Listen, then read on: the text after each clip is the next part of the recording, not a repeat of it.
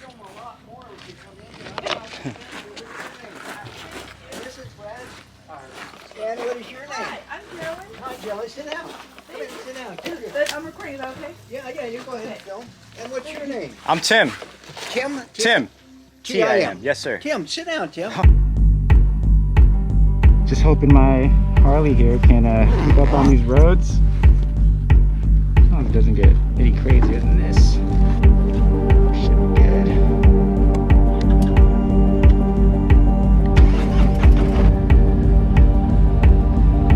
Slab City, California is known as the last free place in America.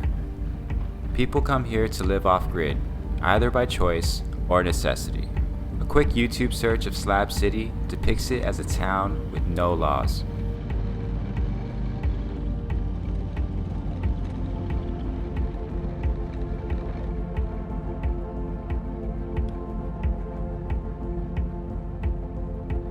Looks like we're officially entering Slab City by passing that box.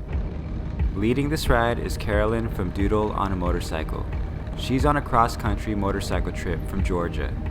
Also joining us on this adventure is Amanda from As the Magpie Flies.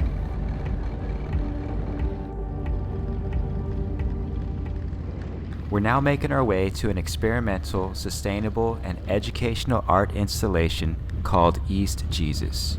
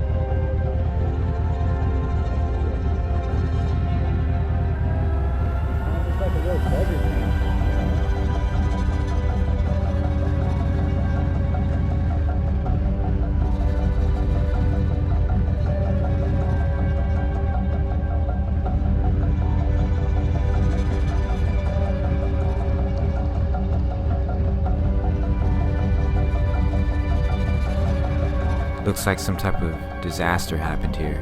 We must be getting close.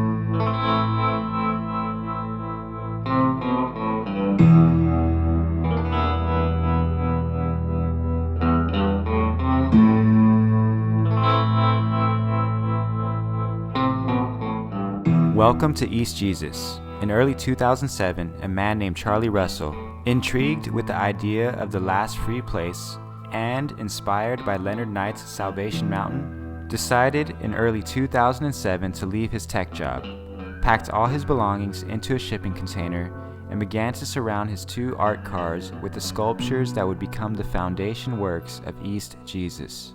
The Chasterist Foundation seeks to maintain and expand the vision of the late Charles Stephen Russell in Slab City, California.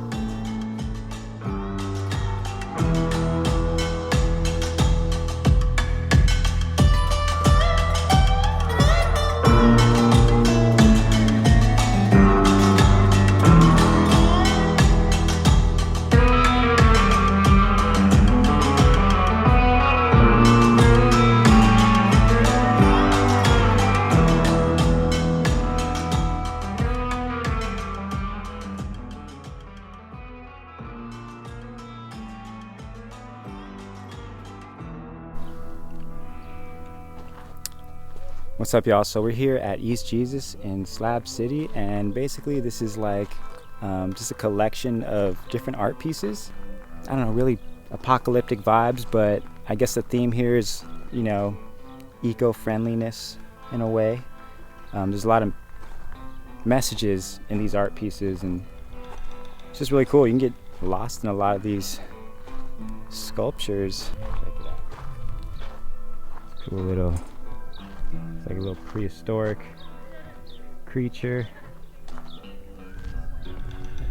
Nice little motorcycle right here. Truth, justice, and love. It's just really off the grid. Almost feels like a Waterworld town, or you know, something you'd see in a zombie Last of Us movie, you know. Yeah, if there's a zombie apocalypse, I would definitely come here, chill with some artists, have a good time. Super hot out here. I was not expecting it to be this hot. Oh man, I checked LA weather thinking, you know, this is like LA.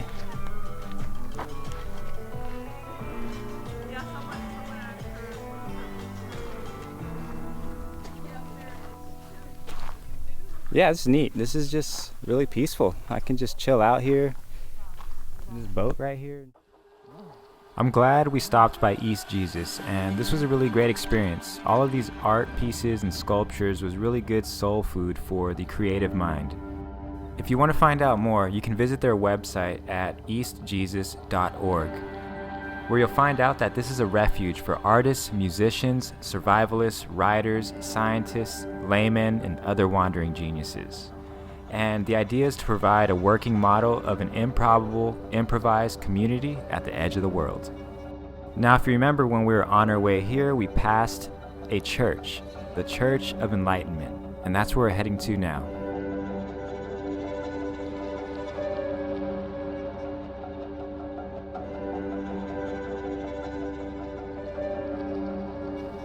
This whole trip is starting to feel like a religious experience, from Salvation Mountain to East Jesus, and now to church. Is there a bigger reason that I'm here? If so, I wonder what it is.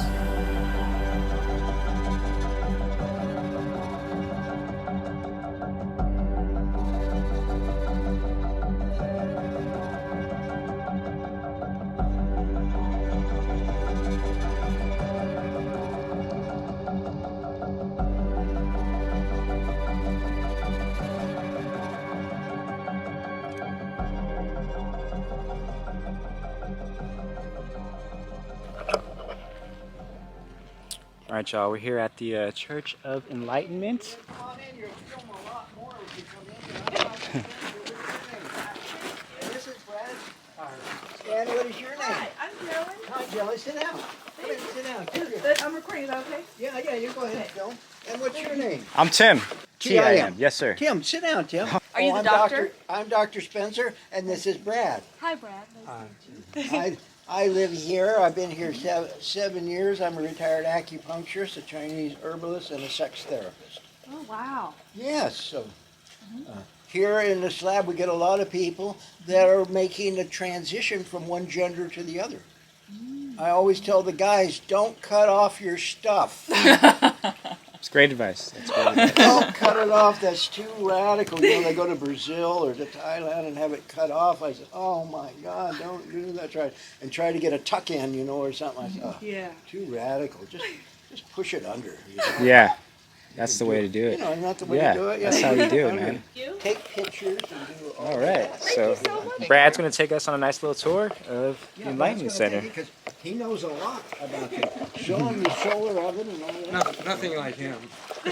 Awesome, cool. Nice meeting you. Oh, well, you come on back. Oh, when we'll you're be back. done. We'll be back. He's just gonna. I just have to take a pee. You're not done with you yet. And he has a oasis, Oh, wow. and all he says he grows, you know, enough vegetables for several people. So it's Oh, wow. just lovely. And It's really nice. brings in the water, and he has a number of water systems. There's this fish ponds back here I'll show you. Oh my gosh. And he's got frogs, frogs, toads in there. But this is lovely. And so here's tomatoes. And these are, lots of greens and spinach and lettuces, and here's some herbs. And he's growing a lot of mesquite here. These are native trees. And here's 3 of the grapevines we put in this morning. He's worked out some soil that works really, really well. I was moving the soil around this morning, and it's just like, oh wow, that's fantastic soil. All different types of bamboo, which is really cool. He's been around the world. I grow fig trees too, and here's a fig tree. This is only like 5 years old, and he worked out that the black missions worked really well.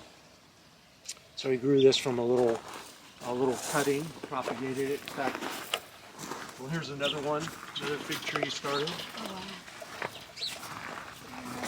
Here's another grapevine we planted. So he's just got stuff growing up everywhere around here. So a lot of the water he has in the pond, because he has multiple ponds. And then he brings in water on that trailer. And I don't really know the extent, but I was out here, I think out to the Hobbit house. There's a spigot out by the Hobbit house even. So it's like, I don't know how it gets all the way out there, but he's got it really worked out. Pretty amazing gentleman. Wow. Yeah. How did you adopt him? I just came by, and he was watering plants, and real friendly, just like you guys. And he said, "Come on in," and he said he's gardening, and I love gardening, so he invited me to help him out. That's his own design. Whoa. Wow. And he's has quite a bit of experience with solar. In fact, he has a degree in solar engineering. He said. So he said this is the best one right here. I have a bit of an idea. I've made some of these. So, but this one works great. He says that he does the Thanksgiving turkeys in there every year for people. What? That's How long insane. Yeah, does it you take? can cook anything in these. Oh my gosh. They work great. They get really warm. And then in the back here, I'll come around, and this is a huge one. We can open this up. Oh, wow. One thing about this is that because it keeps at a high temperature, this allows you to keep food in there for an extended period of time, which is really cool besides being able to cook it in there. It's like catering on hot plates. What was that thing? Porridge 9 days old? What was Yeah, I that? told them that. Peas porridge. You've heard of that before? Oh, Nursery because I rhyme. remember going that. Have you ever heard of that? Repeat it again. Peas porridge hot, peas porridge cold, peas porridge in the pot, 9 days old. Do you remember that rhyme as a kid? I don't. I remember it. I but- remember but it. Dad and I Y'all are closer. weird. Let me say here, this is about people come here and they say, can we climb that tower? Because it's a beautiful view and it's, There's a bed up there.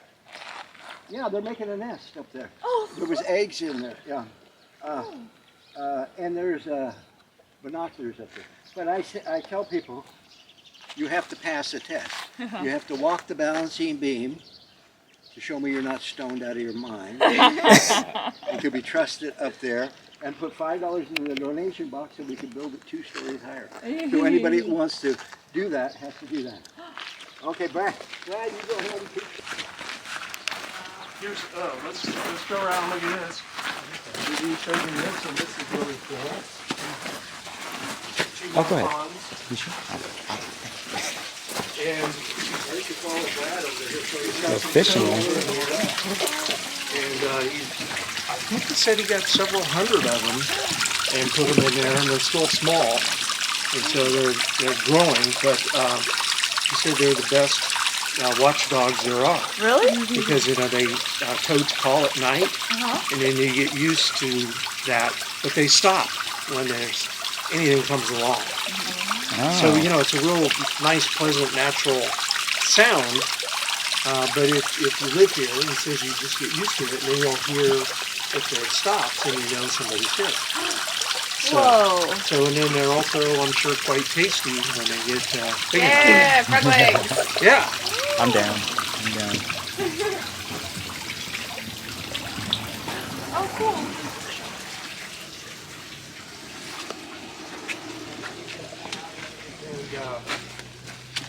And I think it's great because he collects these materials, and he's able to get, a lot of these materials for free and for nothing through connections with people that don't want them, and then he's able to use them and make things with them, which I can really relate to.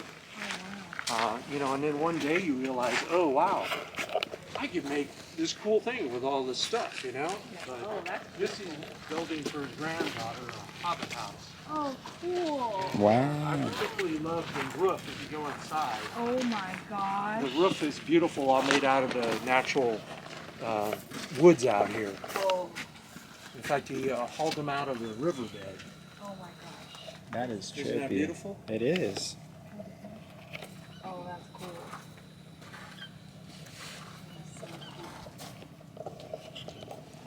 Very cool. Wow. Yeah, you look like you could just take a running start here and I won't run. I leap don't all the wanna, way down. I don't want to risk my chance of climbing that couch. Oh yeah.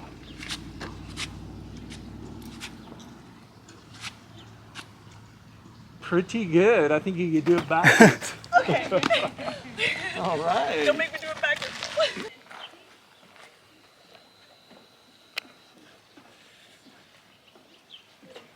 Oh wow. Knees. I would have made it.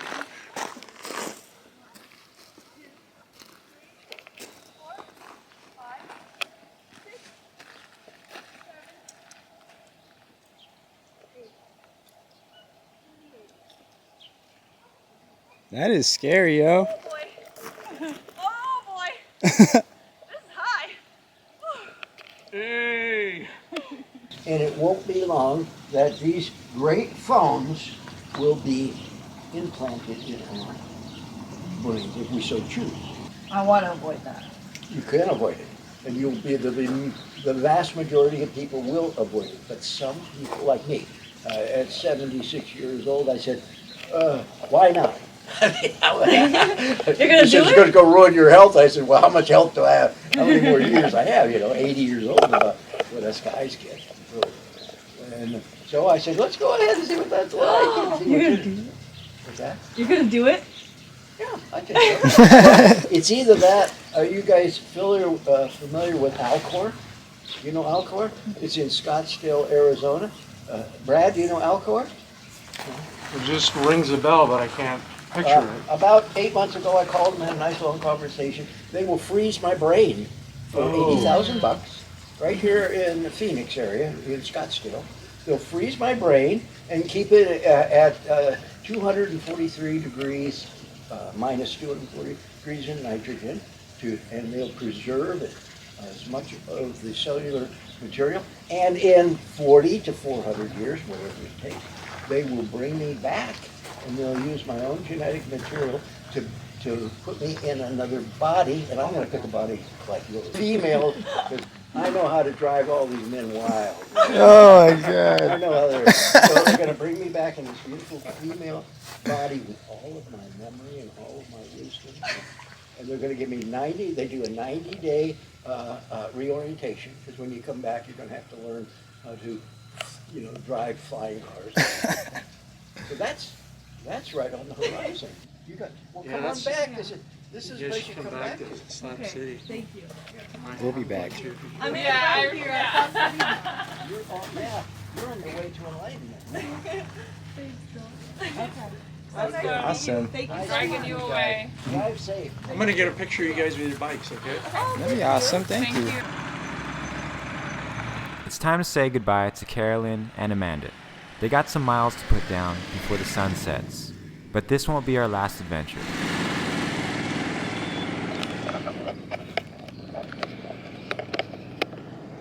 All right, that's it, y'all. Doodle and Amanda are rolling out. But I'm gonna check this out. I need to climb the Tower of Enlightenment real quick. You know, gotta do that. And then I'll be on my way as well. But let's go try out that tower. All right, y'all.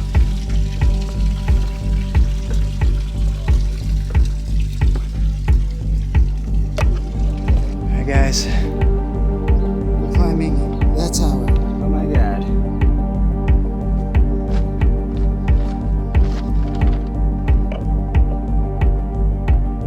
We did it. The Tower of Enlightenment. Check it out, guys. Oh my God.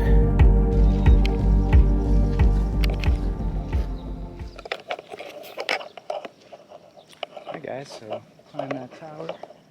I was actually really scared. Doodle made that look super easy. Dr. Spencer Brown is a true Renaissance man, and I wish I could have stayed longer to chat about his ideas. He's a man with a vision for the future and has authored a book titled The Goldilocks Mission: Man's Next Migration. The doctor grows his own food, built an efficient water system, utilizes solar energy, and is also spiritually in tune on a high level. Maybe I did become enlightened here. After climbing that tower, I realized how fearful I am of heights. But I also learned that Slab City isn't what I expected. To thrive out here takes work and an alternative outlook on life. If there is a man that should be on a mission to colonize another planet, Dr. Spencer would be the ideal candidate. I hope the doctor's wrong about artificial intelligence. He talked about a future where we'll basically have chips in our brain, and our brains will essentially be connected to a search engine like Google, where we can think of something and instantly we'll have that knowledge. I came to Slab City to get off the grid, not to get back on it and connected with artificial intelligence. I don't think this will be my last time in Slab City. I'd like to come back and spend more time. I'll bring my camping gear next time and probably spend the night and see what it's really about. Thanks for joining in on this exploration of the last free place. We're just getting started with these remote adventures, and be sure to stay tuned for the next episode. It might be out of this world. I'll see you next time. And remember guys, ride safe. Peace.